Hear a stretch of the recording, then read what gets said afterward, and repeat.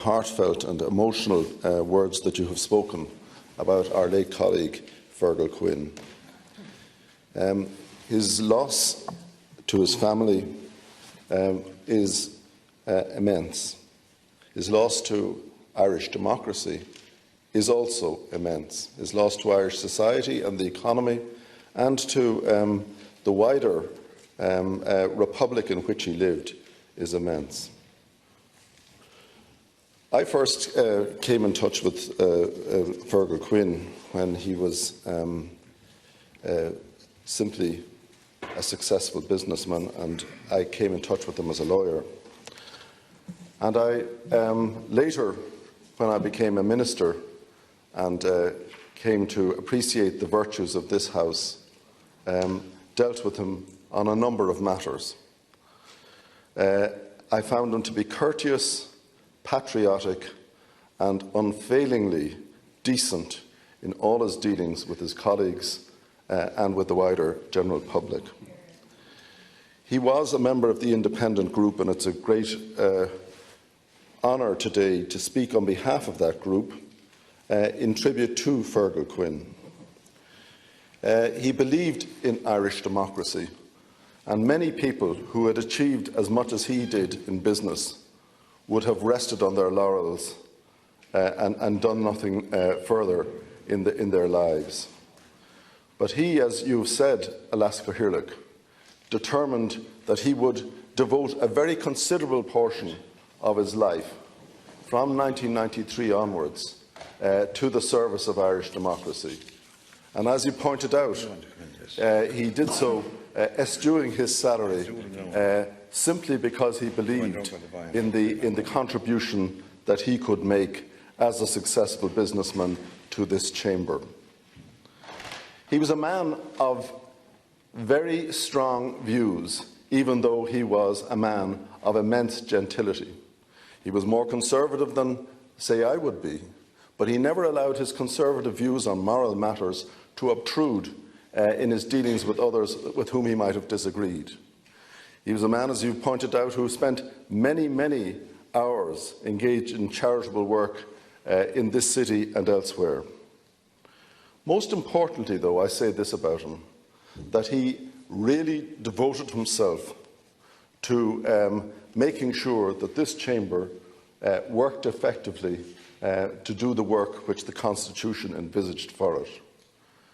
And when the proposal to abolish this chamber came into the public domain, he contacted me because he knew I was opposed to the measure, and he and the late Noel Whelan and Minister Zapone and Dr. Brian Hunt, who's here today, we, in our small way, contributed to the campaign to preserve the Seanad.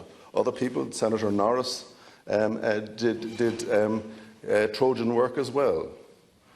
But the crucial thing, and I'll say this, when Senator Quinn, as he then was, went out into the streets of Irish towns and cities, he swung that campaign by simply being the man he was and reminding people of the value of this House.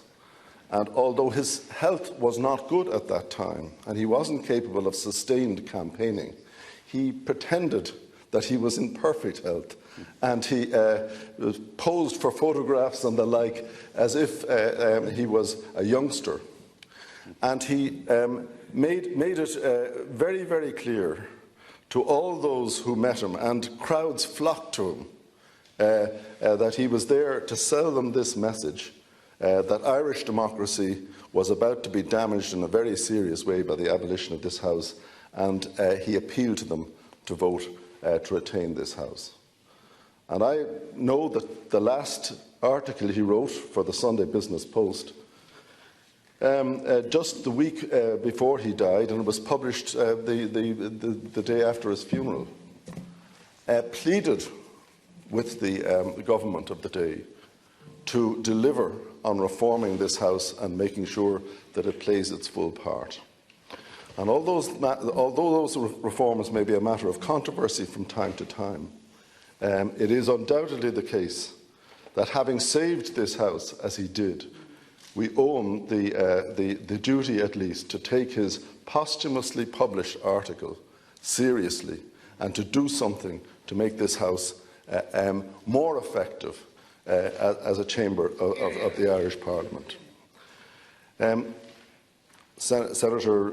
Former Senators Maurice Manning and Sean Barrett are here, and I want to pay tribute to them as members of this House who have always had its interests at heart.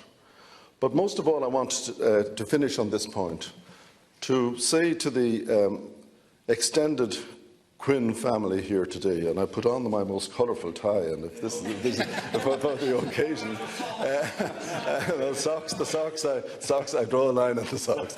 But I want to say to the Quinn family, we are deeply grateful to you for what your father, your grandfather, your husband, your brother have done for Irish society. And I want to say, which I think is hardly necessary to say, that on the occasion that I launched his recent biography at his request, it struck me that his family meant the most to him. Of all his relations and of all of his achievements, his family represented his greatest love and his greatest priority. And I want to, on behalf of the independent groups, and I think I speak on behalf of everybody in this House, to thank you most sincerely for what Feargal Quinn did for Irish democracy, and to say that his gentle smile, his gentle nature is always living in our hearts. Thank you, Alaska. Thank you, Senator.